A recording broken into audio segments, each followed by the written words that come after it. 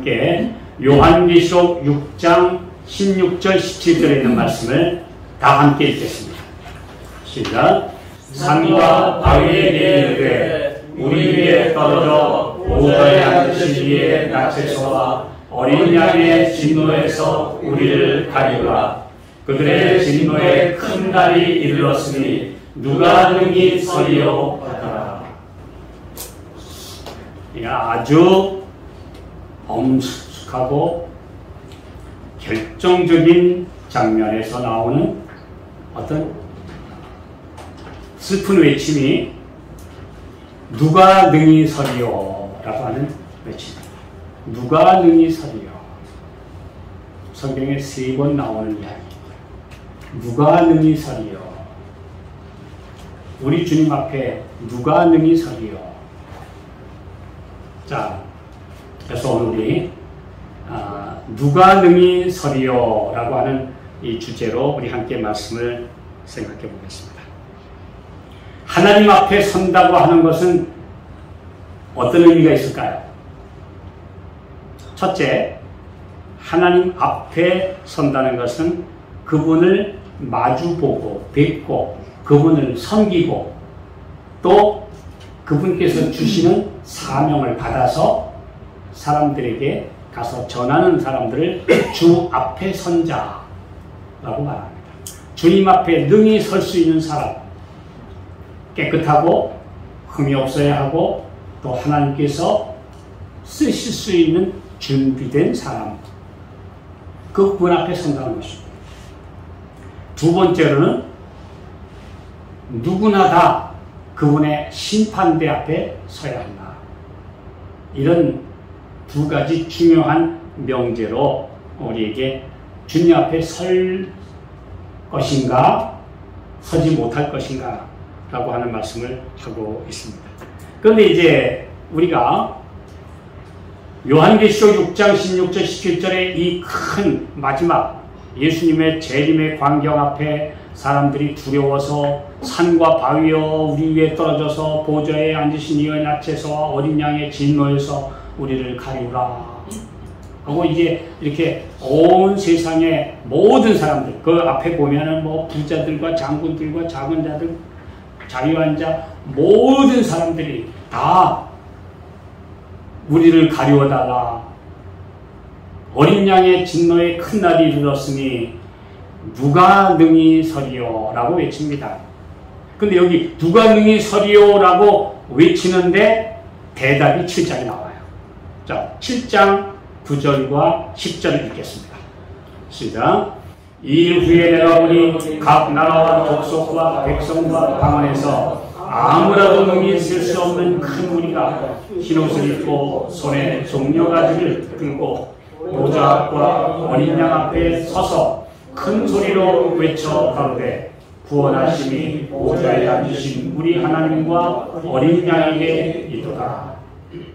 여기 보니까 보좌 앞과 어린 양 앞에 능히 셀 수 없는 큰 무리가 섰다고 했습니다. 그러니까 누가 능히 서리요 했는데 저쪽에 선 사람들이 있어요. 그 외의 사람들은 못 선다는 얘기죠. 감히 그분의 진노의 큰 날, 심판의 큰 날에 서지 못하고 바위요 산이요 우리를 가려달라 라고 정말 그 슬픈 통곡을 하는 그런 장면이 대조적으로 묘사되어 있습니다. 자, 오늘 이 두 장면, 누가 능히 서리요 그들이 섰더라. 오늘 우리가 이 마지막 때를 위한 하나님의 백성들에게 있어서 가장 큰 주제는 바로 우리가 그분 앞에 설 것인가 하는 거죠. 우리가 그분 앞에 설 것인가. 하늘 예루살렘에 그분과 함께 설 자들은 우리 아까 부른 찬양처럼 어린 양의 피에 그 옷을 씻어서 희게 한 사람들이 그날에 설 것이다. 근데 우리가 이 그분 앞에 선다, 어린 양의 심판대 앞에 선다, 특별히 그분은 어린 양이시지만 마지막 때에는 심판자로서 진노의 집행자로 오신다. 이건 참 두려운 말입니다. 근데 요즘에 또 악한 일들을 보면서 하나님이 진노하신다는 말씀이 실감나십니까? 진노해야 돼요. 죄에 대하여 진노가 없으면 예수님의 심정을 모르는 것입니다. 오늘날의 사법체계는 물론 그렇지 않은 나라도 있지만 비교적 죄에 대하여 관대합니다. 굉장히 너그러워요. 사람을 죽여도 어떤 경우에는 거의 몇 년 징역밖에 살지 않는 아주 관대한 처벌 제도가 지금 관행화되어 있습니다. 그런데 하나님께서 진노하시는 것은 무엇인가? 도저히 그대로 묵과하실 수 없을 만큼 세상이 악해졌다는 얘기죠. 그런데 오늘 우리가 지금 도저히 이대로 두고 볼 수 없을 만큼 세상이 악해지는 모습이 우리 주위에 나타나는 것은 그분의 진노가 임박했다는 가장 확실한 증거입니다. 그렇죠? 오늘날 지금 너무 악해졌어요. 그리고 이 악인들의 손아귀에서 또 악한 영향력에서 그분의 백성들을 계속 그대로 두셔서는 안 되니까 이제는 건져주셔야 될 때가 왔다. 이런 모습들을 봅니다. 저는 요즘에 뉴스를 볼 때마다 환멸을 느껴요. 인생들이 이 정도 수준밖에 안 되나. 정치가들도 이 정도 수준밖에 안 되나. 도대체 사람들이 이렇게까지 낮은 수준으로 계속 떨어져야 하는가 하는 것에 대해서 참 환멸을 느끼고 아예 이제는 그런 뉴스를 좀 안 보려고 노력하고 있습니다. 너무너무 사람들이 악독하고 너무 야비하고 너무 꼬이고 정말 하늘의 진노를 불러요. 네. 하나님의 진노가 임박했느니라 했어요. 옛날에도 그 구약성경 여러 표현들을 보면은 악한 짓을 하는 곳에 하나님의 종들이 가서 봐라 너희들 그러고 있지? 하늘의 진노가 임박했다. 이렇게 막 외치는 장면들을 우리가 보게 됩니다. 아시리아가 심판을 자초한 것도 니느웨 성에 보면 얼마나 야비하고 비루하고 잔인하고 그래서 드디어 요나를 보내실 수밖에 없었고 그들이 회개하니까 또 잠깐 참아주셨는데 결국은 제가 대충 계산해 보니까 한 100년 못 가서 멸망하고 말아요. 요나의 전도를 듣고 일단 회개를 했던 세대의 사람들은 제한할 하늘의 진노를 모면했지만 결국은 도로 그 악한 짓을 하다가 결국 612년에 주전 612년에 바벨론과 애굽의 연합군에게 세계 최강대국이었던 아시리아도 멸망하고 납니다. 악인들을 쳐서 멸망시키는 그런 역사가 세계 역사에서 계속 되풀이되었습니다. 근데 하나님의 백성들은 심판자가 될 필요도 없고 결국은 하나님께서 하시니까 악인들이 악인들끼리 쳐서 스스로 멸망시키는 막 그런 장면들이 계속 세계 역사의 모습입니다. 자, 그러면 오늘 그분 앞에 선다. 자, 우리 그분 앞에 서려면요. 지금 재림 전 심판의 때에 내가 주님의 심판대 앞에 서 있다는 것을 기억하셔야 돼요. 지금 주님의 심판대 앞에 서서 마지막 심판을 통과한 사람들은 그날에 깨끗하게 섭니다. 근데 지금 은혜의 시기고 지금 더군다나 마지막 재림전 심판, 조사 심판의 시대에 나는 모르지만 지금 내가 주님의 심판대 앞에 서 있다는 것을 기억하고 그분이 보시는 앞에서 내가 산다. 코람데오. 그분 앞에 내가 있다. 이런 믿음으로 살아간 사람들만이 마지막 그 큰 날에 두려움 없이 섭니다. 네. 왜냐하면 라오디게아 교회라고 하는 마지막 참 형편없는 교회였지만 그래도 주님의 은혜로 승리할 교회는 그 뜻의 이름이 의로운 백성이요. 심판받은 백성이요. 우리가 라오디게아 굉장히 뜨뜻미지근하다고 욕을 하지만 그러나 결국은 심판받은 백성, 의로운 백성으로 주님 재림시에 설 겁니까? 네, 라오디게아 내에서 그런 백성들이 있다고 하는 것은 너무나 귀합니다. 이런 말씀이 있습니다. 참으로 기이한 것은 문명화되어 갈수록 사람들이 점점 더 흉포한 죄에 휩쓸려 떠내려간다는 사실이다. 그러나 그보다 더 기이한 것은 이 흐름을 거슬려서 의를 향하여 부르심을 받은 그대로 흔들림 없이 가는 마지막 남은 백성들이 있다는 것이다. 기이한 거예요. 오늘 우리가 기이합니까? 내가 살아가는 게 기이합니까? 기이하지 못할 정도면 빨리 회개해야 돼요. 왜냐하면 세상 사람과 별 차이가 없으면 기이하지 않죠. 오늘 우리 살아가는 모습이 세상 사람과 말하는 거, 행동하는 거, 생각하는 사고방식, 살아가는 라이프스타일 뭐 다 비슷하면 기이할 게 없죠. 기이해야 돼요. 야, 어떻게 요즘 세상에 저런 사람이 있나? 이런 말을 들어야 기이한 백성이고, 그 기이한 백성이 흐름을 거스리는 백성이고, 그들이 바로 심판받은 백성이고 의로운 백성으로 주님 앞에 설 것입니다. 그렇지 못하고 떠내려가는 사람들은 결국은 심판대 앞에 서지 못하고 심판 통과하지 못하고 나중에는 그분이 실제로 임하실 때에 두려워서 멸망 앞에 그들은 절망할 수밖에 없습니다. 오늘 우리가 이 말씀들을 보면서 생각해 봐요. 자, 우리 잘 아시는 말씀 로마서 14장 10절 시작. 내가 어찌하여 내 형제를 판단하느냐? 어찌하여 내 형제를 업신여기느냐? 우리가 다 하나님의 심판대 앞에 서리라. 의인이나 악인이나 심판대 앞에 다 서요.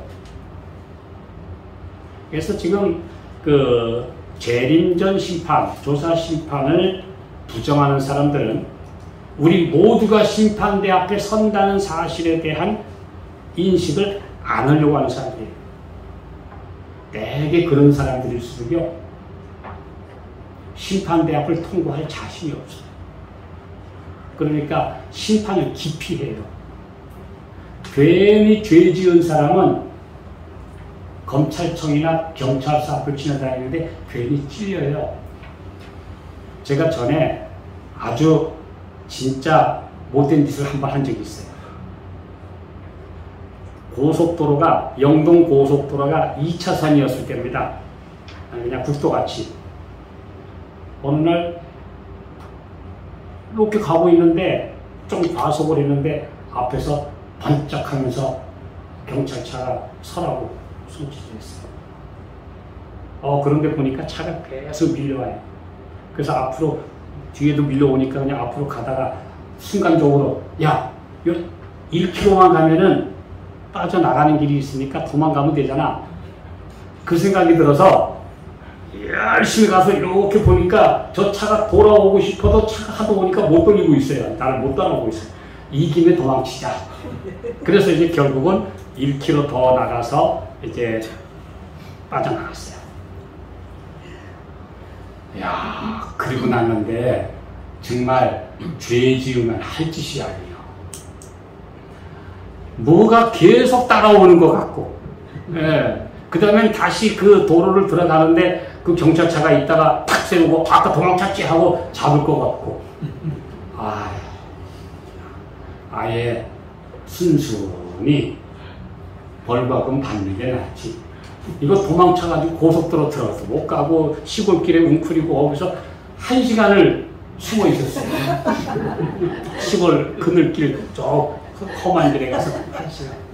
예, 한 30년 전 얘기예요. 제가 그걸 보고서 야, 역시 죄를 지으면 먼저 심장이 뛰고 혈압이 올라가고 그다음에 초긴장 상태가 되고, 근데 떳떳하면 아무 일 없는데 내가 죄 지으면 얼마나 어려울까, 얼마나 스트레스 받고 살까. 예, 오늘 그런데 불꽃 같은 눈으로 그냥 햇빛 같은 밝은 빛 같은 우리 주님의 얼굴을 감히 볼 수가 있습니까? 죄인들이 두려워서 아예 피하죠. 그래서 그분 앞에 설 수가 없어요. 우리가 그분 앞에 선다고 하는 것은 용서받고 그분의 피로 씻음을 받은 성도들 외에는 설 수가 없어요. 그래서 지금 내가 심판대 앞에 서 있다고 하는 마음가짐으로 회개하고 용서받고 의롭게 된 사람이 그날에 설 것이다. 지금 우리가 그날에 설 준비를 하는 게 바로 그거죠. 우리 이 말씀을 다시 한번 생각해 봅니다. 그래서 지금 모든 사람들이 그리스도의 심판대 앞에 서는데 먼저 하나님 집에서 심판이 먼저 시작된다고 했어요. 그렇기 때문에 지금 예수님을 믿는다는 사람들을 먼저 심판하는 것이 재림전 심판. 그래서 데려갈 사람 데려가고 악인들은 아예 심판을 자청했기 때문에 마지막 집행심판에 바로 서게 됩니다. 설 수가 없어요. 네. 깨끗함을 받지 못했으니까. 누가 능히 서리요라는 절망적인 외침과 함께 그들은 아예 서지 못하고 멸망을 당하게 되고 맙니다. 그러므로 지금 미리 예수님의 공의롭고 자비로우신 은혜의 보좌 앞에 가서 죄의 씻음을 받고 심판을 받고 깨끗함을 얻는 성도들이 그날에 담대하게 설 것입니다. 네. 이것은 마지막 하나님의 백성들 가장 중요한 진리인데 이걸 세상이 모르고 있어요. 심판은 어차피 받아야 돼요. 그런데 미리 받고 깨끗함을 얻고 용서받은 의인들은 아무 두려움 없이 그날에 섭니다. 그날에 두려움 없이 선다고 하는 것만 해도 얼마나 큰 복음입니까? 그러므로 재림전 심판은 복음이다.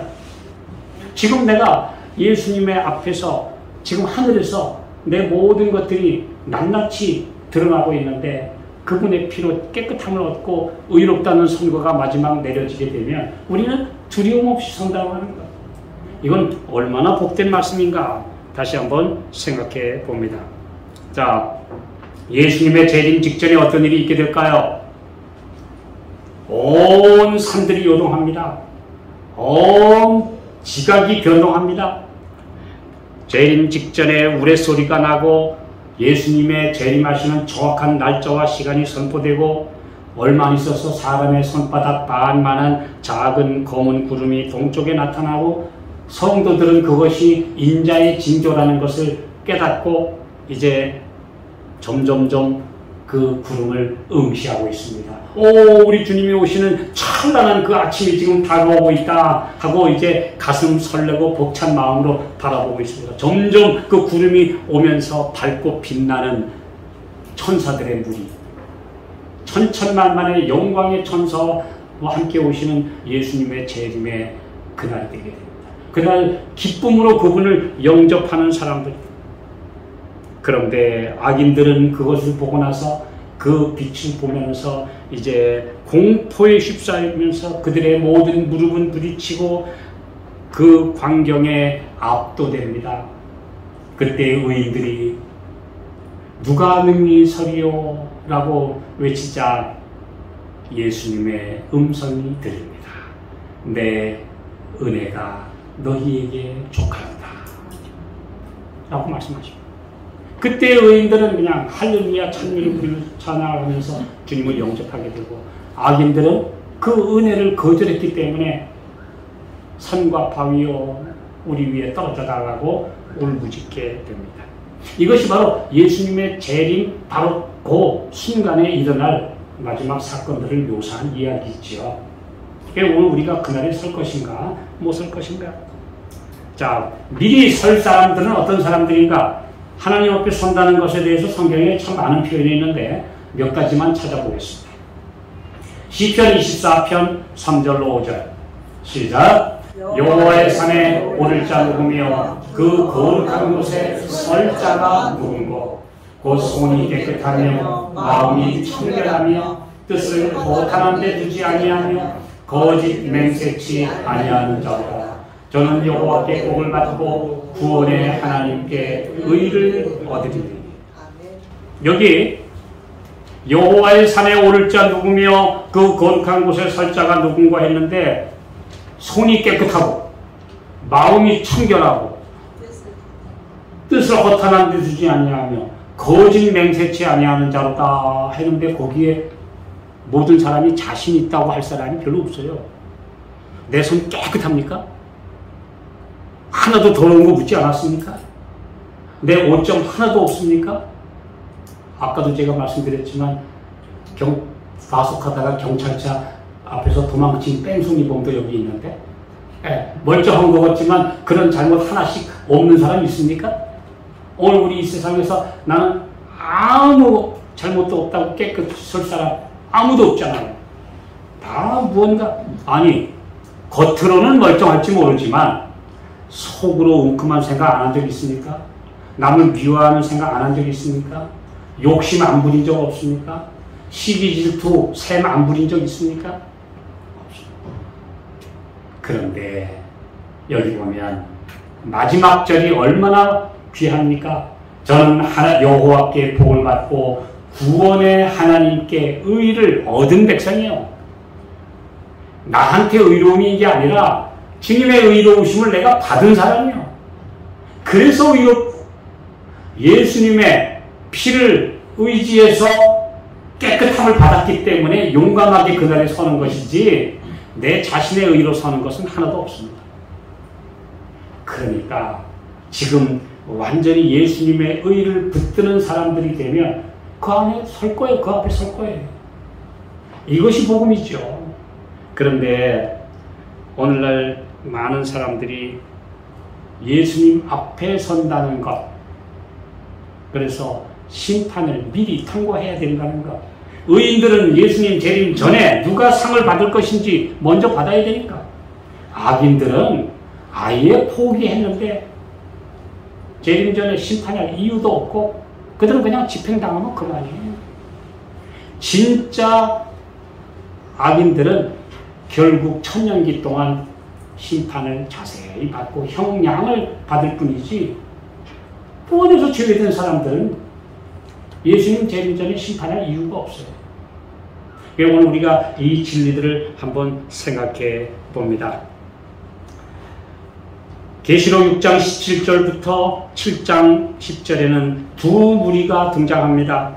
한 무리는 스스로 기만을 당한 자들, 자기 입맛에 맞게 진리를 임의로 해석하고 자기 의에 두루마기를 거친 자들, 죄가 그들의 눈에 죄된 것으로 보이지 않은 자들, 거짓을 진리로 가르치며 이런 아첨에 미혹된 자들이다.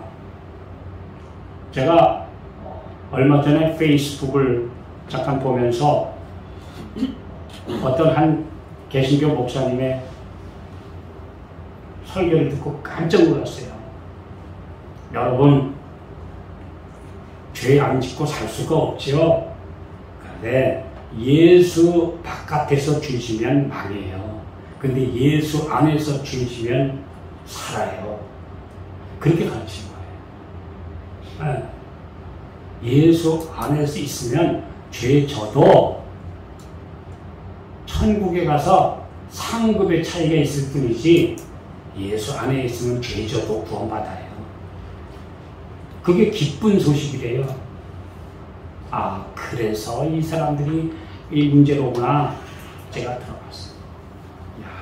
근데 여기 보면요, 자기 마음대로 진리를 재단하고 자기 마음대로 이 정도면 괜찮아라고 생각하고 자기 마음대로 표준을 정해놓고 우리 구원, 하나님의 구원을 제 멋대로 설명한 사람, 그래서 자기 자신에게 괜찮아 라고 안심시킨 자들, 이건 자기가 표준이 된 거예요. 하나님의 말씀의 표준이 아니라 자기 표준에 의해서 산 사람. 참 이 두려운 기만 속은 사람들, 오늘 정말 어떤 사람들이 그 앞에 설 것인가. 아까 우리 부른 말씀, 찬양이나 말씀처럼 완전한 죄의 씻음을 받아야 합니다. 네. 완전한 용서를 받아야 돼요. 용서를 받은 다음에 또다시 흠이 생길 때마다 바로 무릎 꿇을 수 있어야 돼요. 그래서 항상 깨끗해져야 돼요. 오늘 우리가 이 확실한 표준과 진리 안에 살게 되면 우리 영적인 표준이 높아져야 돼요. 수준이 높아져야 돼요. 오늘 수준이 왜 이렇게 땅에 떨어졌느냐? 진리가 땅에 떨어졌느냐? 하나님의 말씀의 표준을 임의로 낮췄기 때문에 우리 정말 매일 용서받아야 되고 매일 깨끗함을 받아야 되고 우리의 뇌 속에 더러운 것이 남지 않아야 되도록 해야 되는데 이것이 바로 그날에 설 수 있는 자격입니다. 누가복음 21장 36절. 자, 시작. 이러므로 너희는 장차 올 이 모든 일을 능히 피하고 인자 앞에 서도록 항상 기도하며 깨어있으라. 예수님 앞에 서도록. 너희는 그러므로 너희는 스스로 조심하라. 그렇지 않으면 방탕함과 술 취함과 생활의 염려로 마음이 둔하여지고 뜻밖의 그날이 덫과 같이 너희에게 임하리라. 이날은 온 지구상에 거하는 모든 사람에게 임하리라. 34절 35절 이 말씀을 하신 후에 인자 앞에 서도록 능히 서도록 항상 기도하며 깨어있으라. 내가 예수님 앞에 서도록 그분 앞에 내가 설 수 있도록 이것이 바로 오늘 재림을 기다리는 사람들의 삶의 방향이 돼요. 오늘 주님이 오시는데 내가 주님 앞에 설 수 있도록 내가 오셨습니까? 준비됐습니까? 저는 요즘에 굉장히 많은 정말 고민들을 해요. 마지막 때에 흔들림이 오고 떨어진다고 그랬는데 지금 이 정도 어려움에 흔들려 떨어지면 앞으로 더 큰 어려움이 오면 그건 완전히 추풍낙엽이죠. 오늘 이 작은 어려움들에도 뭐가 그렇게 두려워서 주님 앞에 이제 주님 앞에 나가는 것도 이제 다 앉아서 편안하게. 아니, 저는 제가 모태 신자로서 옛날 살면서 신실한 사람들을 많이 보아오다가 점점 신실하지 않은 사람들을 많이 보는 사회에 살게 되니까 이게 내가 지금 어느 게 내 표준이 돼야 되나, 아주 내가 보는 옛날 모습과 지금의 모습은 왜 이렇게 많이 떨어졌나 굉장히 갈등합니다. 우리가 어떻게 해야 설 것인가? 정말 이렇게 이 정도 가지고 주님 앞에 설 수 있는가? 내가 신실한가? 한번 생각해 보셔야 돼요. 주님 앞에 서는 날은 영광과 멸망의 갈림길입니다. 결국 재림전 심판대에서 무죄와 도말의 깨끗하심을 입은 성도들만 그분의 영광의 행과 위엄 앞에 설 것인데 지금 내가 도말 받을 수 있는 그런 사람들인가? 생각해 봐야 합니다. 자, 예레미야 35장 19절의 말씀 보겠습니다. 시작. 그러므로 나 만군의 여호와 이스라엘의 하나님이 이같이 말하노라. 레갑의 아들 요나답에게서 내 앞에 설 사람이 영영이 끊어지지 아니하리라. 예레미야 35장 전체가 레갑 족속에 대한 이야기예요. 레갑 족속은 어떤 족속이냐? 이스라엘 사람 아니에요. 모세의 처남 호밥의 자손들이에요. 그러니까 이 혈통적으로 이스라엘 사람 아니에요. 그런데 이스라엘 사람들과 함께 가나안에 와서 함께 살면서 하나님을 더 진실히 믿었어요. 그래서 어느 날 예루살렘이 이제 마지막 바벨론에 의해서 포위돼서 지금 곧 이제 멸망 직전에 하나님의 말씀에 따라 예레미야 선지자가 레갑 족속 몇 사람들을 불렀습니다. 당신들이 이리 오라고. 그 선지자가 오라고 그러니까 왔어요. 그랬더니 자, 우리 포도주인지 주든지 하여튼 포도주를 한 사발씩 갖다 놓고 한 잔씩 드시라고 그랬더니 안 마십니다. 오늘 같은 술 아닙니다. 그냥 포도즙인데 약간 발효됐을 수도 있죠. 안 마십니다. 아니 나도 하나님 잘 믿는 선지자 예레미야인데 이거 한 잔 드셔도 괜찮아. 그랬더니 안 마십니다. 예레미야 35장 1절부터 보십시오. 왜 안 마시느냐고 그랬더니 레갑의 아들 우리 선조 요나답이라는 분이 너희는 대대로 포도주 입에 대지 마라. 그건 대대로 사실상 무슨 말이냐 하면요. 나시린처럼 살아라는 얘기예요. 옛날에 그 나시린이 포도를 안 먹었거든. 대대로 너희들은 포도 절대 먹지 마라. 왜? 포도주를 마시다 보면 요게 쌩쌩한지 발효가 됐는지 분간이 안 가니까 한 잔 먹고 취할까봐 아예 막 먹지 마. 아예 포도주라는 건 입에 대지 마라. 옛날 사람들은 포도를 갖다가 잘 다듬은 다음에 병에 넣고 이렇게 잘 봉을 했지만 시간이 지나면 또 약간 발효도 돼요. 그걸 마셨어야 되겠다. 아예 먹지 마라. 그거 마셔서 정신이 온전치 못하게 되는 건 절대 피해야 된다. 그러니까 아예 우리는 구별된 나시린처럼 살기 위해서 포도주라고 하는 건 아예 안 먹습니다. 포도주도 안 먹습니다. 그리고 또 이 땅에서 미련 붙이고 살까봐 아예 집도 포도원도 만들지 말고 뿌리 박지 말고 그냥 떠돌이 유목생활 하면서 살아라. 이 세상에 뿌리 박고 살지 말고 나그네로 살아라. 우리 선조가 하신 대로 우린 그렇게 살아갑니다. 지금까지 수백 년 동안 바로 요나답 시대가 바로 아합 시대였어요. 열왕기하 10장 15절에 보면 여호나답이 그 예후를 만나러 나오는 장면에 대한 이야기가 나와요. 그러니까 그 시대로부터 몇백 년 동안 우리는 그대로 지켰습니다. 몇백 년 동안 그걸 지켰다. 여러분 생각해 보세요. 지금 30년 전 신앙과 지금 우리 차이가 얼마나 납니까? 근데 몇백 년 동안 그 신앙을 지켰다. 이건 놀라운 일이죠. 이런 사람들 하나님이 가지고 계세요. 네. 수백 년을 지났어도 변하지 않는 신앙 그들은 했어요. 그래서 하나님께서 말씀하시기를 레갑의 아들 요나답에게서 내 앞에 설 사람이 영영이 끊어지지 아니하리라. 아마 이 말씀이 진실하니까 그 레갑 족속이 어디에선가 지금도 신실하게 신앙을 하고 살고 있으리라고 믿습니다. 네.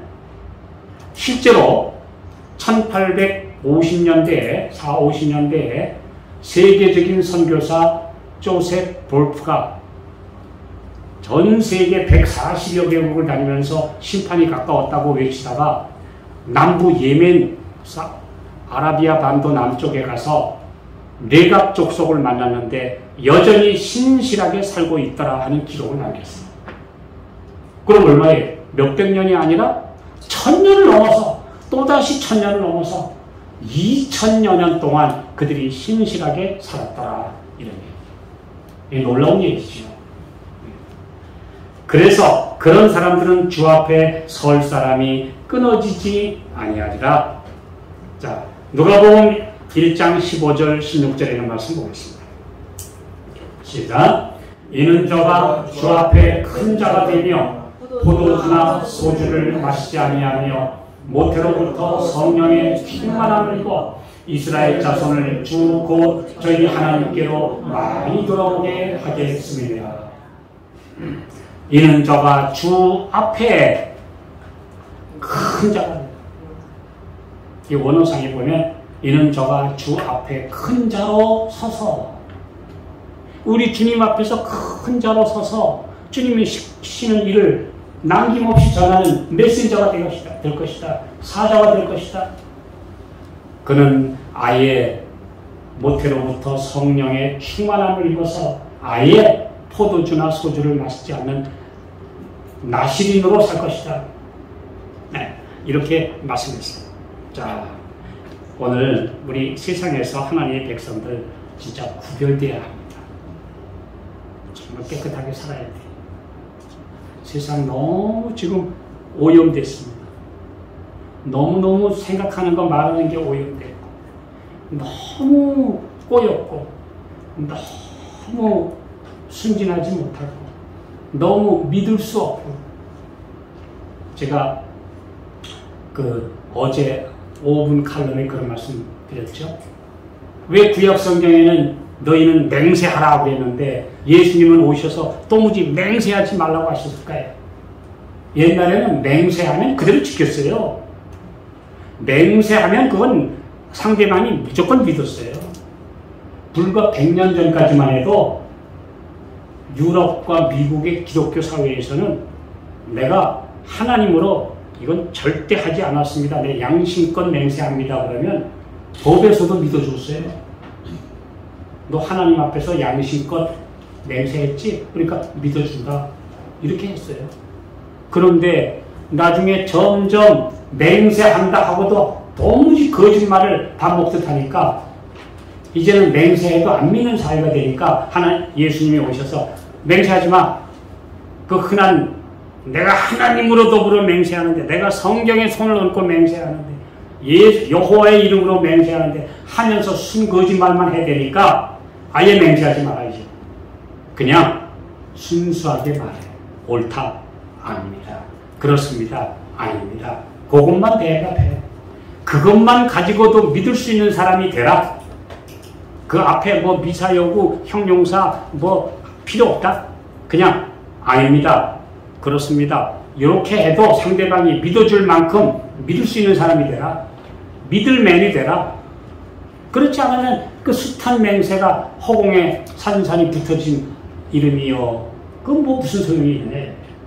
바로 그래서 신약시대에 와서 너희들의 상태가 지금 믿을 수 없는 상태로 떨어졌기 때문에 아예 맹세하지 마라. 이제 맹세도 안 믿는 사회가 되어버렸는데 맹세해봐야 무슨 소용이 있냐. 그냥 정직하게 말해라. 예수님이 그렇게 명령하셨다는 것입니다. 그리스도인이라 하면서 비신자들보다 더 나쁜 상태에 있는 자들이 많이 있다. 그런 자들이 빛을 비추겠는가? 어둠의 자녀들처럼 살지 말라. 혹평과 불평하지 말며 사람들의 마음을 항상 위로 이끌 분위기를 만드는 자들이 되라.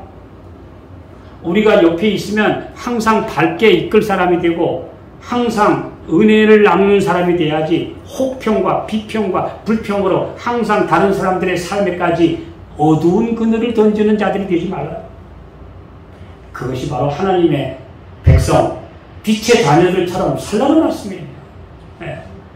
오늘 그런 사람들이 주님 앞에 설 것입니다.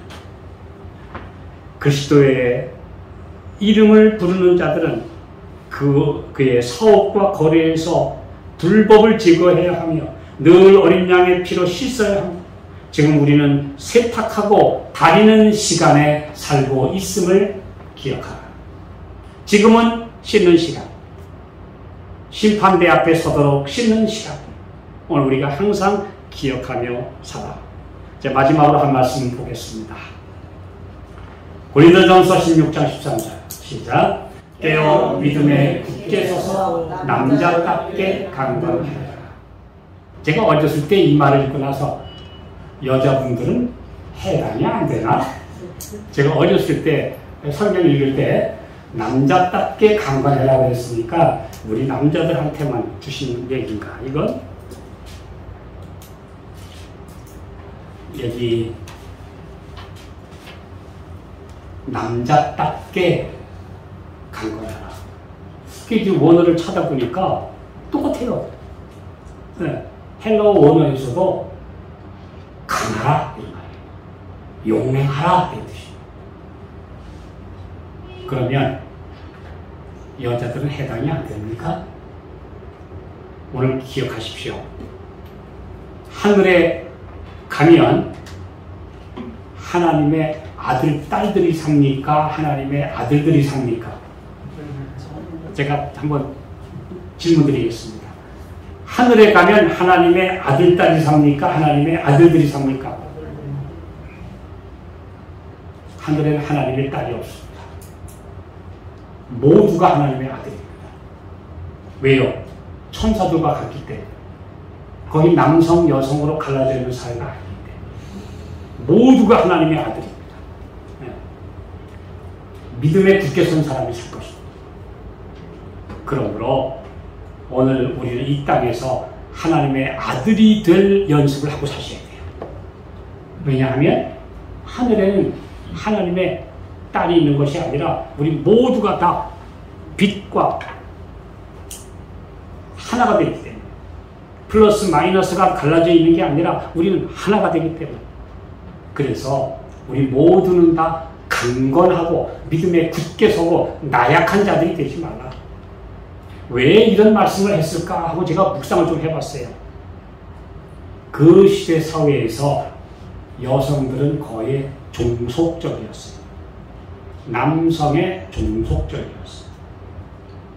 비록 여성이라 할지라도 믿음에 있어서는 남자한테 복종하지 말고 믿음으로 굳게 서서 남자답게 살아라. 독립해 살아라 이 말이에요. 남자의 복속돼서 사는 종속부모로 살지 말고, 그 남편이 믿지 마! 그러면 하나님 믿지 말아야 됩니까? 아니요. 용감하게 나는 하나님의 자녀로 서야 된다 이거예요. 그게 남자답게 강건하라는 뜻이에요. 여성답게 남편이 믿지 말라면 믿지 말고 남편이 하라면 따라가고 그래야 되느냐? 아니다. 그대는 다 독립적인 하나님의 아들답게 살아라. 이 말씀이에요. 제가 그 시대의 시대상과 말씀을 비교하면서 이 말씀을 한참 묵상해 봤어요. 오늘 모두는 다 용감하고 꿋꿋하게 살아라. 시련의 때에 우뚝 선 백향목같이 원칙에 굳게 선 성도. 그래서 의인은 종려나무같이 번성하며 레바논의 백향목같이 번성하며, 시편 144편 11절에도 어리다가 장성한 나무 같으며 궁전의 식양대로 아름답게 다듬은 모퉁이 돌과 같으며, 잘 다듬어진 사람, 꿋꿋한 백성, 이런 사람들이 그분 앞에 설 것입니다. 우리 누가 능히 서리요라고 하는 질문에 지금 우리는 응답해야 됩니다. 누가 능히 서리요? 우리 주님께서 말씀하시기를 깨끗한 손과 깨끗한 마음과 깨끗한 발을 가진 자는 살 것이다. 내 은혜가 너희에게 족하도다. 오늘 그분의 은혜를 힘입어서 깨끗한 백성으로 그분 앞에 서게 되시기를 바라면서 말씀 마치겠습니다.